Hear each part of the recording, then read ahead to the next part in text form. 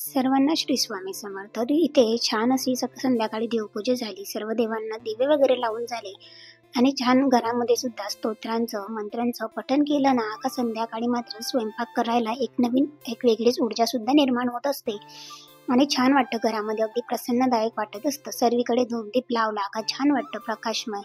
त्याच्यानंतर मला इथे मी काल नवनाथ पारायणला गेलेली होती. तिथे गेल्याच्या नंतर तिथे सांगितलं होतं का घरी गेल्याच्या नंतर तुम्ही पोथीला वड्यांचा, उडदाच्या डाळीचे वडे आपण नवनाथ पारायण केल्यानंतर जो काही नैवेद्य दाखवायचा असतो तो दाखवायचा आहे. आणि सकाळी एवढ्या घाईमध्ये निघाली का अजिबात डाळ टाकण्याचं विसरून गेली. नंतर आवडना सुद्धा कॉल करून डाळ भिजत टाकलेली असती, पण तिथे नेटवर्क प्रॉब्लेम असल्यामुळे कॉलही झालेला नाही. म्हणून मग काय म्हटलं, चला आज सकाळीच मी थोडीशी डाळ भिजत टाकलेली होती. जास्त वडे मी सुद्धा खात नाही आणि आहो सुद्धा खातात नाही, म्हणून 2-3च वडे बनवायचे होते. मग वड्यांचा प्लॅन होता. नंतर आलूची भाजी बनवायचं होतं. मग नंतर आवनचा कॉल आला की आलूची भाजी जर बनवते तर पुऱ्या सुद्धा बनव. म्हणून आलूची भाजी, पुऱ्या आणि वडे असा छान असा मेनू आजचा आमचा तयार होता. आणि बघा इथे जर मी असं डायरेक्ट पुऱ्या बनवायला घेतल्या ना तर अजिबात मला जास्त मोठ्या पुऱ्या जमत नाही किंवा त्या फुगत सुद्धा नाही.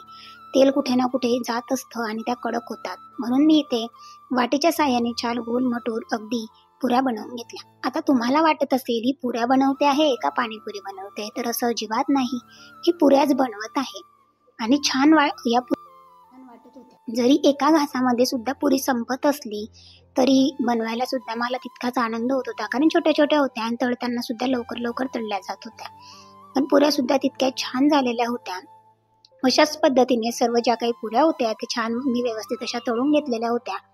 आणि साईड बाय साईड जोपर्यंत माझं सुरू होतं की आलूची भाजी बनवायची, मग त्याच्यासाठी आलू सुद्धा घरामध्ये एकच होता, म्हणून ऑनलाईनच आलू वगैरे ऑर्डर केलेले होते. आणि तोपर्यंत पार्सल येत होतं तोपर्यंत मी इथे कणिक वगैरे मळून ठेवलेली होती. दुसऱ्या दिवशी मला आप्पे बनवायचे होते. त्या आप्प्यांचं सुद्धा रवण संध्याकाळीच मला जे काही होतं ते वाटून घ्यायचं होतं. हे सगळं जे काही प्रिपरेशन होतं, संध्याकाळची देवपूजा, हे सर्व काही माझं चालू होतं. त्याच्यानंतर पुऱ्या बनवायच्या आधी ते 2 शिट्यांमध्ये आलू जे काही होते ते 2 शिट्या लावून घेतल्या आणि छान असे आलू झालेले होते. जोपर्यंत म्हटलं कुकर थंड होत आहे तोपर्यंत इथे मी पुऱ्या आणि वडे बनवून घेते. कारण बघा आलूची भाजी ही लगेच होते, कारण ऑलरेडी आलू शिजलेले असतात. चॉपिंग वगैरे सगळं काही केलेलं होतं. कांदा, लसूण असं छान कापून सुद्धा घेतलेलं होतं आणि सर्व काही प्रिपरेशन झालं. त्याच्यानंतर जास्त काही वेळ लागणार नव्हता, म्हणून इथे छान गोल मटर पुऱ्या होत्या त्या बनवून झाल्या. नंतर इथे लगेचच 1च कप मी डाळ टाकलेली होती. आणि जी डाळ असते ना आपली वड्यांची, जी काही पोत्र्यांची डाळ म्हणता आपल्याकडे, ती असते. त्याच्यामध्ये अर्धे तर मात्र त्याचे पोत्रेच असतात, म्हणून थोडीशीच डाळ हातामध्ये येते.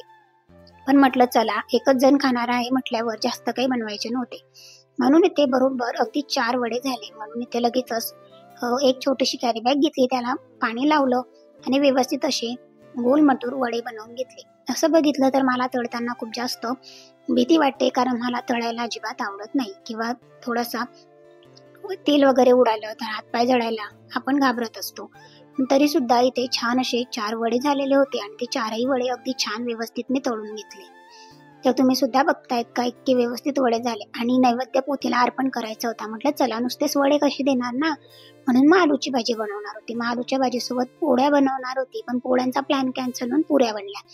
म्हणजे एक वस्तूचा विचार करत करत फायनली आज पूर्ण जे काही नैवेद्याचं ताट होतं ते छान नवनाथांच्या पोथीला दिलं. कारण माझं सामूहिकमध्ये गुरुपीठावर हे पहिलंच नवनाथ पारायण होतं आणि अनुभव मात्र खूप छान होता. छान वाटतं दिवसभर आपण तिथे पारायण वाचतो आणि एक वेगळीच ऊर्जा प्राप्त होत असते, कारण ते आपलं गुरुपीठ आहे. गुरुपीठ म्हणजे दत्तधाम असल्यामुळे छान वाटतं अगदी तिथे. असं वाटतच नाही घरी यावं, पण दिवसभर आपण बसलेले असतो, म्हणून घरी आल्याच्या नंतर स्वयंपाक वगैरे अजिबात करावासा वाटत नाही. म्हणून काल तर माझ्याने वडे झालेच नसते, म्हणून मी आजच टाकलेलं होतं. आणि छान आता नवनाथांच्या पोथीला सुद्धा मला ते नैवेद्य वगैरे अर्पण करून द्यायचं होता, म्हणून ते लवकर लवकर जे काही होते वडे वगैरे ते सगळे काही छान असे करून घेतले. वडे करून झाल्याच्या नंतर आलू होते, त्या आलूंना सुद्धा छान असं सोलून घेतलं, त्यांना कट करून घेतलं. कारण जे काही आलू आणलेले होते ना ते पण छान होते. अगदी एकच मोठा आलू घेतलेला होता, त्यालाच सोलून घेतलेला होता, कारण खूप जास्त मोठा होता. त्याच्यातच आमची जी काही भाजी होती ना ती सर्व काही होऊन गेलेली होती. आम्ही बोलले ना तुम्हाला की उद्याच्या स्वयंपाकाचं सुद्धा प्रिपरेशन मला इथे करायचं होतं. सो ते सुद्धा माझं आधी करून झालेलं होतं. नाहीतर मग स्वयंपाकाला तर थोडंसं लेटच झालेलं होतं, कारण 9 वाजले होते. कारण डाळ सुद्धा मी उशिराच टाकलेली होती, म्हणून ती सुद्धा भिजली. त्याच्यानंतर आलू आले, मग आलूची भाजी वगैरे जे काही म्हणतो ना आपण, तर थोडाफार मात्र वेळ होतच असतो. आणि संध्याकाळी सुद्धा कामं किती, सकाळी सुद्धा तितकीच कामं असतात आणि संध्याकाळी नाही म्हटलं तरी स्वयंपाक मात्र करावाच लागतो. आणि स्वयंपाक, देवपूजा याच्यामध्ये सुद्धा बराचसा वेळ जो काही आहे ना आपला, तो असाच निघून जातो.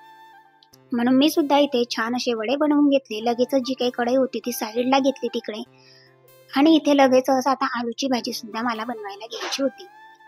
जोपर्यंत लास्टचा वडा होत होता तोपर्यंत पूर्ण किचन ओटा मी असा क्लीन करून घेतला, कारण मला किचन ओटा जर क्लीन नसेल ना तर अजिबात स्वयंपाक करायला आवडत नाही. आणि आधी सुद्धा माझा सकाळचा क्लीन झालेला होता. नंतर त्या कुकरमध्ये थोडंसं तेल घेतलं, जिरं मोहरीची फोडणी दिली, थोडासा कढीपत्ता टाकला, लसूण टाकला आणि कोथिंबीर आणि कांदा टाकून छान असं तडतडू दिलं, कारण ऑलरेडी तेल खूप जास्त तापलेलं होतं, म्हणून तापू द्यायची अजिबात गरज नव्हती. नंतर याच्यामध्ये छान असे आलू टाकले, नंतर मीठ टाकलं, किचन किंग गरम मसाला टाकला, थोडीशी हळद टाकली आणि चाट मसाला टाकला, कारण चाट मसाला टाकल्याच्या नंतर आहोंना खूप जास्त आवडते आलूची भाजी. आणि याच्यामध्ये एक गंमत अशी होती का एवढ्या घाई गडबडीमध्ये स्वयंपाक करताना मात्र मी चक्क मिरची टाकण्यासाठी विसरून गेली. ते तर आहोंसाठी चांगलंच झालं, कारण आहो अजिबात जास्त मिरचीवाल्या भाज्या खात नाहीत, पण मी विसरली आणि मला तरी 2 मिरची तरी लागतातच. म्हणून मग नंतर लक्षात आलं का सर्व काही टाकून झालं, पण आलूच्या भाजीमध्ये तर मिरची अजिबात दिसत नाहीये. म्हणून मग काय वरतून थोडंसं लाल तिखट टाकलं, नंतर छान अशी हिरवीगार कोथिंबीर जी काही वॉश करून ठेवलेली होती ती गार्निश केली आणि ते छान टेस्टी अशी आलूची भाजी तयार झालेली होती. बघा आता तुम्हाला दिसेलच का नंतर माझ्या लक्षात आलं, आणि तेव्हा मग मी त्याच्यावर थोडीशी मिरची पावडर ऍड केलेली होती. तरी सुद्धा आहोंना भाजी खूप जास्त आवडली, कारण आहोंना आवडत नाही तिखट, म्हणून त्यांना ही मिरची पावडरवाली भाजी सुद्धा आवडली होती. चला असो, तरी दिवसाचा जो काही शेवट आहे तो छान झाला, स्वयंपाक आवडला ते महत्वाचं असतं. आणि अशा छोट्या मोठ्या मिस्टेक होत राहतात, कारण एकाच दिवसात जर जास्त गडबडीची कामं आली तर खूप जास्त मिस्टेक आपल्या होतात. कारण काल मी तुम्हाला बोलल्याप्रमाणे गुरुपेठला गेलेले होते, म्हणून दिवसभरात काहीही कामं केली नव्हती. सकाळीच उठून तिकडे गेलेली होती, म्हणून 2 दिवसाचे जास्तीचे कपडे, घर आवरणं, पोछा लावणं, ओटा क्लीन करायचं, या सगळ्या गोष्टी बाकी होत्या. म्हणून त्या दिवसभर कामांमध्येच गेल्या आणि पुन्हा संध्याकाळी वड्यांचा स्वयंपाक. नंतर छान असं महाराजांसाठी आणि नवनाथांच्या पोतींसाठी इथे नैवेद्याचं ताट होतं ते तयार करून घेतलं. पुरी, आलूची भाजी आणि वडी. खीर सुद्धा केलेली असती, पण हे सगळं एक एक प्लॅन मध्ये नंतर ऍड झालं म्हणून. नाहीतर आधीच जर सर्व काही प्लॅन ठरलेला असता की ह्या प्रकारे नैवेद्य बनवायचा आहे तर बनवू शकलो असतो, पण त्यांनी सांगितलेलं होतं की तुम्ही जे जेवण बनवाल तेच दाखवायचंय, फक्त वडे त्याच्यामध्ये ठेवायचे, आणि वड्यांचा नैवेद्य हा खूप जास्त महत्वाचा असतो आपल्यासाठी. म्हणून इथे मी सुद्धा छान ताट तयार करून घेतलं आणि त्या दोघं पोतींना सुद्धा आणि महाराजांना सुद्धा इथे नैवेद्य अर्पण केला. बघा, भक्तीने रोज स्वामींची आठवण करावी, ही केवळ मंत्रोपचारासाठी नाही, तर ती आठवण आपल्याला नीट वागण्याची शिस्त देते. म्हणून स्वामींचे आणि भक्तांचे नाते हा दिखावा, भीती किंवा लोभावर चालत नाही.